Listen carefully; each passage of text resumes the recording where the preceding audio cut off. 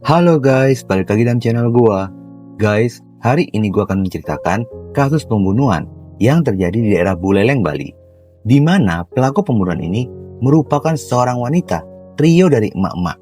Dan cara ketiga pelaku dalam melakukan perbuatan itu sangat mengerikan. Seperti apa kronologi dari kasus ini? Yuk kita simak videonya.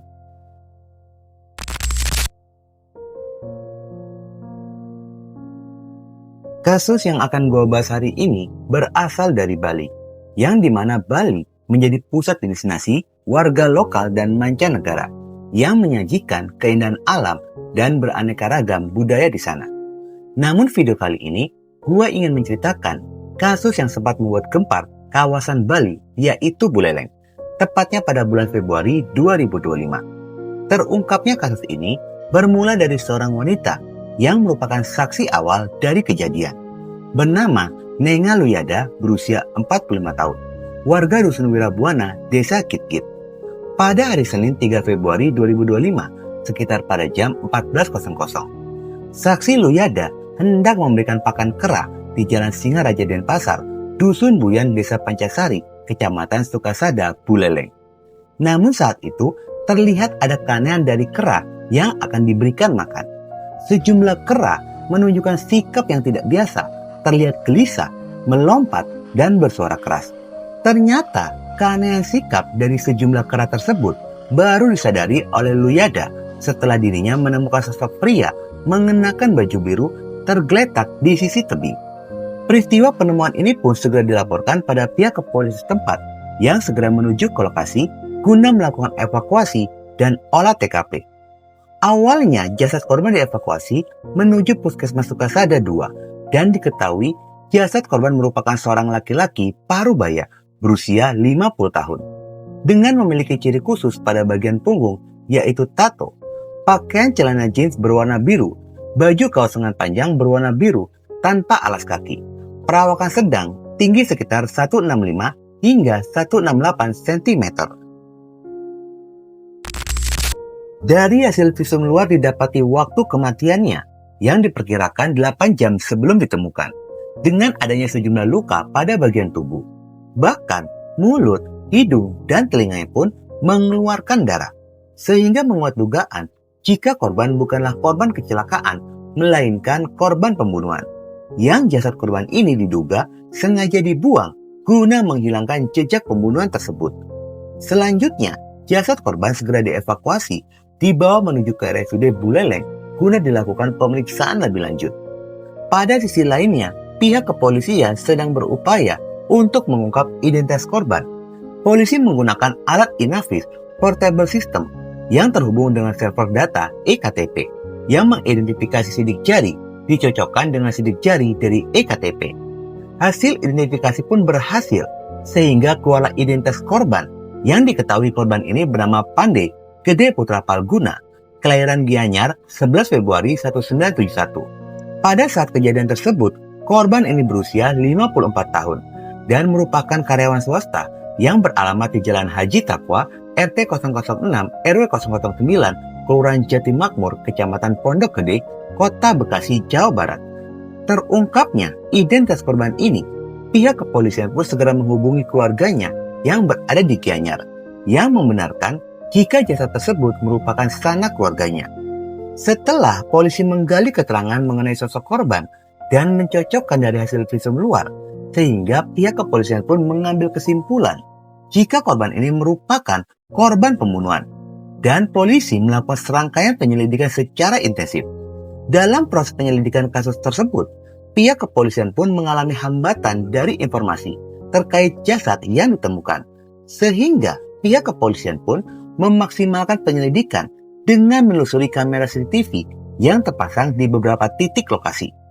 Dari penelusuran CCTV itulah polisi mendapati adanya satu mobil yang sangat mencurigakan, yakni sebuah mobil berwarna kuning yang terlihat bolak-balik menuju titik lokasi jasad korban ditemukan.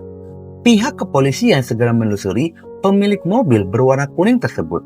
Hasilnya, polisi mengetahui identitas dari pemilik yang diketahui jika mobil tersebut merupakan mobil rental. Dari informasi pemilik rental itulah, pihak kepolisian pun mendapati identitas dari penyewa mobil tersebut.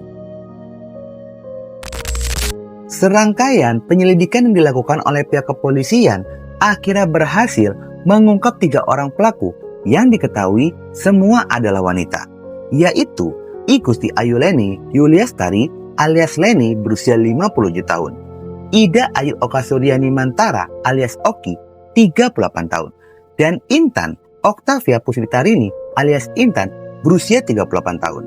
Ketiga pelaku ini ditangkap di sebuah rumah kos yang berada di Jalan Gunung Soputan, Gang Puskesmas, Kelurahan Pemencetan Kelot, Kecamatan Denpasar Barat. Kos-kosan tersebut berlantai 2. Hasil interogasi dari ketiga pelaku pun mengakui perbuatannya, bahkan terungkaplah detil-detil mengerikan sebelum korban ini akhirnya kehilangan nyawa setelah mendapatkan kekerasan dari ketiga pelaku itu. Kronologi pada penganiayaan ini berawal pada tahun 2019, yang pada saat itu pelaku yang bernama Igusti Ayu Leni Yuliastari alias Leni ingin menjual hotel miliknya yang berada di kawasan Kuta. Lalu di saat Leni ini sedang mencari pembeli, tiba-tiba manajer hotel membantu dengan memberikan rekomendasi pembeli dan mengenalkan Leni kepada korban, yaitu Ipande Gede Putra Palguna. Setelah berkenalan, lalu korban Pande ini menyatakan minat untuk membeli hotel milik dari pelaku Leni dan disepakati harganya 240 miliar dari harga 600 miliar yang ditawarkan oleh pelaku Leni. Setelah kesepakatan harga tercapai, namun ternyata korban Pande ini terus mengulur-ngulur transaksi jual beli hotel. Karena terlalu sering mengulur waktu, akhirnya korban mengutarakan hambatannya jika dirinya sedang memerlukan uang untuk mengurus pajak bumi dan bangunan hotel dan mengatakan hendak meminjam uang kepada pelaku Leni. Demi kelancaran transaksi jual beli itu, pelaku Leni pun menyanggupi lalu memberikan uang talangan tersebut, dan pelaku Leni pun mentransfer uang ke rekening BCA milik dari korban Pande. Anehnya, setelah uang itu terima, proses jual beli pun tidak kunjung terlaksana. Justru korban Pande ini terus-menerus meminjam uang kepada pelaku Leni untuk keperluan pribadi dan keluarganya. Entah bagaimana, pelaku Leni ini pun selalu memberikan pinjaman hingga pada tahun 2021, total uang yang sudah ditransfer oleh pelaku Leni mencapai 5,4 miliar. Setelah pinjaman itu mencapai 5,4 miliar, tiba-tiba korban Pande menghilang. Pelaku Leni pun sempat melaporkan kejadian itu pada pihak kepolisian dengan tuduhan penipuan dan penggelapan. Setelah membuat laporan polisi, pelaku Leni tidak kunjung mendapatkan informasi mengenai keberadaan dari korban ini. Lalu pelaku Leni merasa stres memikirkan uang itu lantaran uang tersebut bukan miliknya pribadi, melainkan ada dana milik kerabatnya. Singkat cerita, anak pelaku Leni mencoba membantu ibunya dengan mengenalkan dengan 2 orang pelaku, yakni Ida Ayu Okasuryani Mantara alias Oki dan Intan Oktavia Puspitarini alias Intan.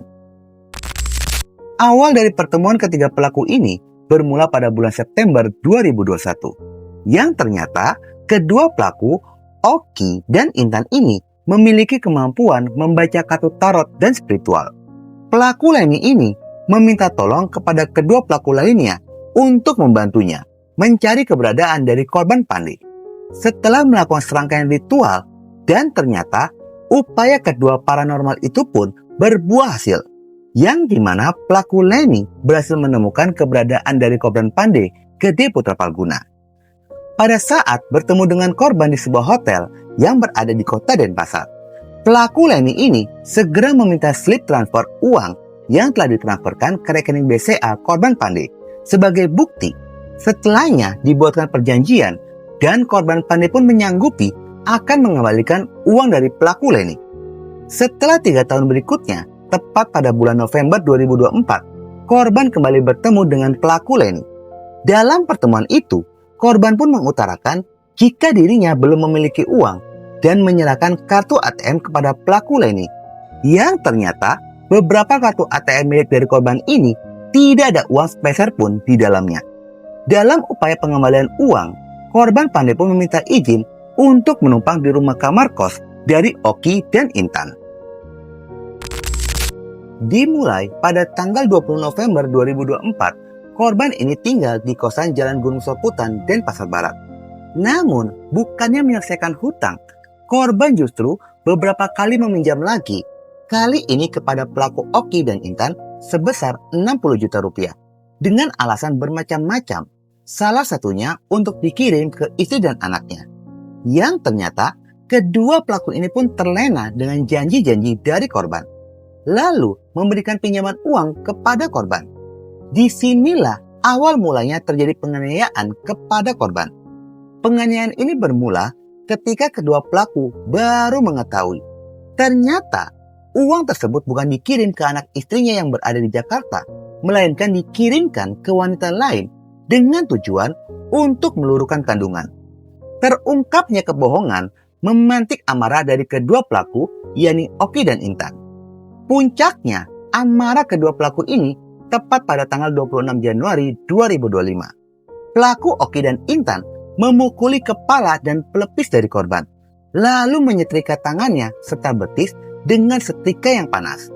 Penganiayaan itu terus berlanjut selama 13 hari dalam penyekapan. Korban posisinya diikat kaki dan tangannya dan terus dianiaya oleh ketiga pelaku ini. Kemarahan, kekesalan kepada korban ini semakin memuncak ketika pelaku Oki mendapati adanya pesan dari seorang wanita bernama Supiatini, yang dimana isi pesan tersebut berisikan makian kepada korban Pandey. Yang ternyata korban Pandey ini sebelumnya telah melakukan penipuan sebesar 4,5 miliar rupiah. Selain itu, ada seorang wanita yang menelpon kepada pelaku Leni jika wanita tersebut telah menjadi korban, yakni dinodai oleh korban Pandey. Sehingga ketiga pelaku pun sangat yakin jika korban ini merupakan orang yang bermasalah dan merupakan penipu kelas kakap, yang membuat ketiga pelaku ini melakukan penganiayaan kepada korban semakin mengerikan. Kekerasan demi kekerasan kepada korban puncaknya terjadi pada tanggal 30 Januari 2025. Ketika itu, korban kembali dipukul pada bagian kepala menggunakan kaleng semprotan serangga, dan mulut korban pun dihantam hingga berdarah. Dalam kondisi lemah, korban masih sempat diberi makan dan diobati oleh ketiga pelaku, hingga akhirnya ditemukan tidak bernyawa dini hari pada hari Minggu 2 Februari 2025. Mendapati korban sudah tidak bernyawa, akhirnya ketiga pelaku pun sepakat untuk membuang jasad korban dan menyewa sebuah mobil rental berwarna kuning. Setelah jasad korban ini dibuang oleh kedua pelaku, jasad korban pun akhirnya ditemukan dan kasus pembunuhan ini pun terungkap. Kasus ini pun disidangkan di Pengadilan Negeri Denpasar pada tanggal 9 Desember 2025. Hakim menjatuhi ketiga pelaku ini dengan vonis 10 tahun penjara. Guys, menurut pendapat gue pribadi, memang ketiga pelaku ini sebenarnya tidak bersalah. Namun karena main hakim sendiri, sehingga mengakibatkan nyawa orang melayang. Dan yang menjadi perhatian gua, kenapa jaksa hanya menuntut para pelaku dengan pasal penganiayaan, bukan pasal pembunuhan, yang seharusnya bisa pasal berlapis, dan hukumannya pun seharusnya lebih dari 10 tahun. Oke guys, sekian dulu video gua hari ini, dan jangan lupa ikuti terus video gua. Oke?